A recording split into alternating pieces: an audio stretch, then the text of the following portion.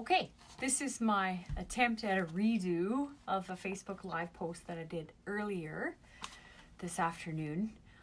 I'm trying to pare it down to more content specific, and so here we go. This is talking about different options for accessing physiotherapy during the COVID-19 pandemic. And we're talking specifically about Alberta. So on Friday, the College of Physiotherapists of Alberta has put out a statement where they talked about the people over 60, the people with a chronic condition that would make them more susceptible to having complications of the COVID-19 virus as a result of being in contact with the COVID-19 virus.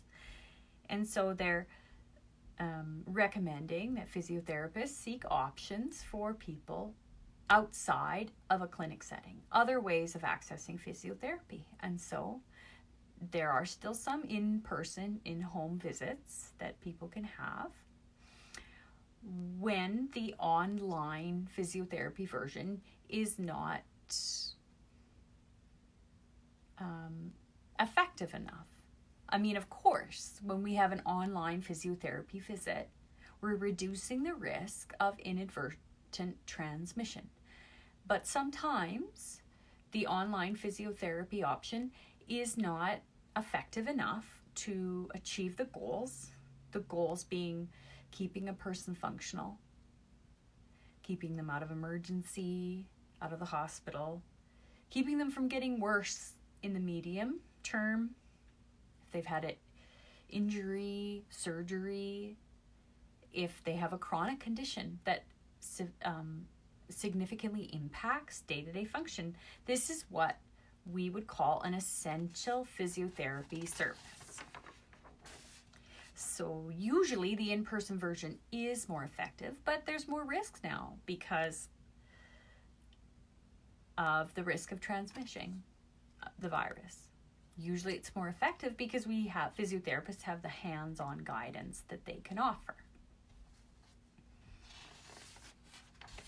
So if online physiotherapy is going to be an option pursued, what are the things that people need? To have the best experience, a mobile device is great because then you can take the therapist to the place in your home where you're having those struggles, where you're feeling stuck. I've set up my space in my room to be where I'm doing my physio consults because it's a quiet space. We need this for privacy. B, I've got access to a dresser, which is the same height as that countertop, where a lot of people are doing exercises, a bed, a bathroom right off my bedroom.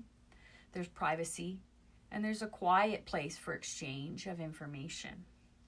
Accessibility is really important. When I say accessibility, I mean I'm giving you the tools that you need to do the most that you can with the least amount of help from other people. So if you can hear me well, that's going to make a big difference, right? If you can see me well, that's going to make a big difference.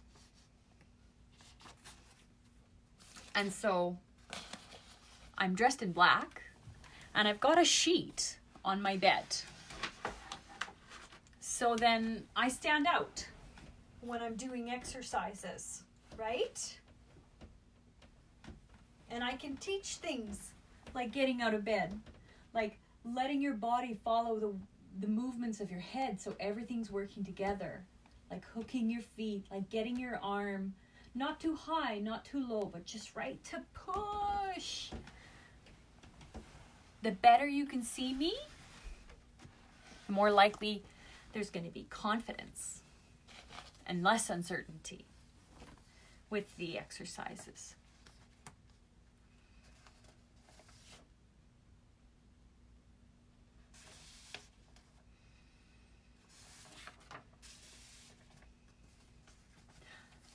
I think that most, if not all options, will have a trial run before the appointment, so that when you're using technology, you can be comfortable with the technology that's being used. And in many situations, a caregiver can be present with you to help you manage technology, as long as that's something that you wish. Many of the same things happen in an online appointment that would happen in an in-person appointment. There's a few differences, and I'm not going to talk about all of them in detail, but a couple differences are: in the beginning of the session, there's going to be some extra check-ins for consent. We're going to be identifying ourselves, identifying you, anyone else in the room who's privy to that information. Those are some things that happen in an online session that may not need to happen in person because we're right there with you. I think the biggest thing people can do to help themselves get started is to look for an agency, a physio company that is close to them, in the same province, preferably even in the same city, and maybe even near to them, because that means that when social distancing is a thing of the past, if people want to go into the clinics, they're going to have that continuity of care. They're going to have the same practitioner, potentially, ideally, seeing them in person when this is all said and done. So I hope now that you've watched, you've got an idea about what makes a meh experience and what makes a more effective experience, how physiotherapy might be working in some areas when you're having online appointments, and you can start thinking about that as a way to move and feel better. Okay? Thanks for joining me.